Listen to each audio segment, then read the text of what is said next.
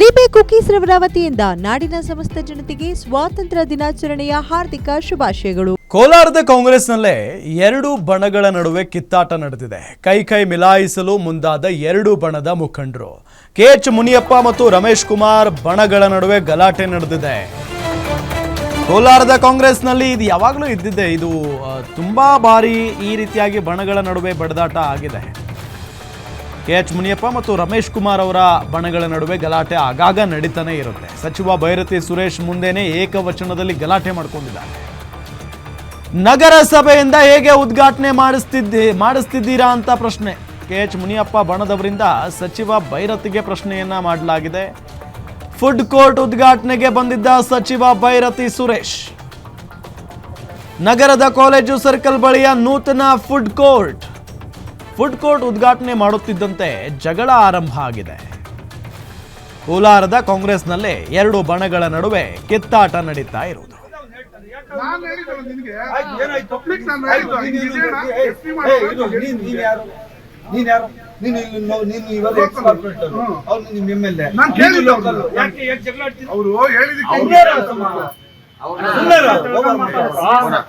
ಆಯ್ತು ಬಿಡು, ಮುಂಚೆ ಸಿಎಸ್ಆರ್ ಫಂಡ್ ಬಿಟ್ಬಿಡು.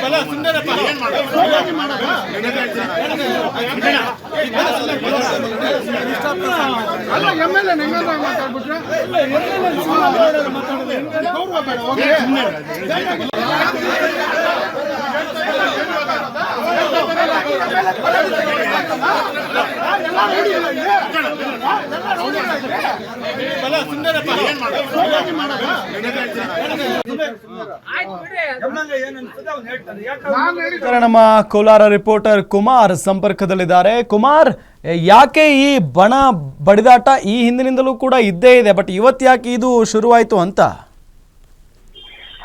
ಹೌದು ರಾಮ್, ಏನು ಈ ಕೆಎಚ್ ಮುನಿಯಪ್ಪರವರ ಬಣ ಮತ್ತೆ ರಮೇಶ್ ಕುಮಾರ್ ಬಣ ಇದು ಸುಮಾರು 3-4 ವರ್ಷಗಳಿಂದ ಈ ಇಬ್ಬರ ಬಣಗಳ ನಡುವಿನ ಕಿತ್ತಾಟ ನಡೀತಾನೆ ಇದೆ.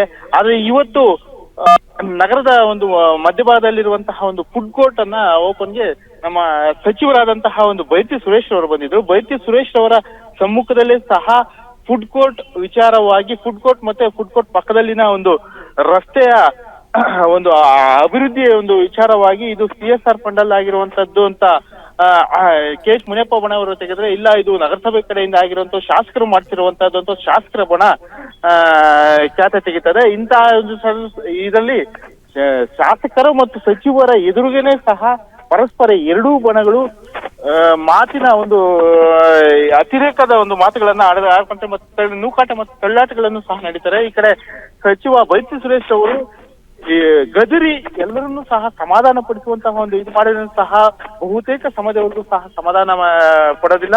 ಮತ್ತೆ ಮತ್ತೆ ಮತ್ತೆ ಮತ್ತೆ ಒಬ್ಬರ ಮೇಲೆ ಒಬ್ಬರೇ ಶಾಸಕರ ಒಂದು ಸಚಿವರ ಮೇಲೆ ಸಚಿವರಿದ್ರೂ ಸಹ ಅವರ ಒಂದು ಕಿತ್ತಾಟ ಮುಂದುವರಿಸಿಕೊಂಡು ಹೋಗ್ತಾನೆ ಇರೋದನ್ನ ಇಲ್ಲಿ ನೋಡ್ಬೋದಾಗ್ತದೆ. ಇಲ್ಲಿ ಮುಖ್ಯವಾಗಿ ನಾವು ಇವು ಎರಡೂ ಬಣಗಳು ಈಗ್ಲಿಂದನೇ ಅಲ್ಲ, ಬಹುತೇಕವಾಗಿ ಎಲ್ಲಾ ಸಂದರ್ಭಗಳು ಸಹ ಮುಖಾಮುಖಿ ಆದಂತಹ ಒಂದು ಸಂದರ್ಭದಲ್ಲಿ ಈ ಕಿತ್ತಾಟ ಮುಂದುವರ್ಸ್ಕೊಂಡು ಹೋಗ್ತಾನೆ ಇರೋದನ್ನ ನಾವು ಇಲ್ಲಿ ಕಾಣಬಹುದು. ಇಲ್ಲಿ ಮುಖ್ಯವಾಗಿ ನಾವು ನೋಡ್ಬೇಕಾದ್ರೆ ಸಚಿವರ ಎದುರೇ ಸಹ ಇಷ್ಟೊಂದು ಮಟ್ಟಕ್ಕೆ ಕಿತ್ತಾಟ ನಡೆಸಿರೋದನ್ನ ಸಹ ಸಚಿವರು ಸಹ ಸಮಾಧಾನ ಪಡಿಸಲು ಬಹಳ ಒಂದು ಸಮಯ ತೆಗೆದುಕೊಳ್ಬೇಕಾದ್ರಿಂದ ಇಲ್ಲಿ ನೋಡ್ಬೋದಾಗ್ತದೆ. ರಾಮ್, ಎಸ್ ಥ್ಯಾಂಕ್ ಯು ತಮ್ಮೆಲ್ಲ ಮಾಹಿತಿಗಾಗಿ ಕುಮಾರ್.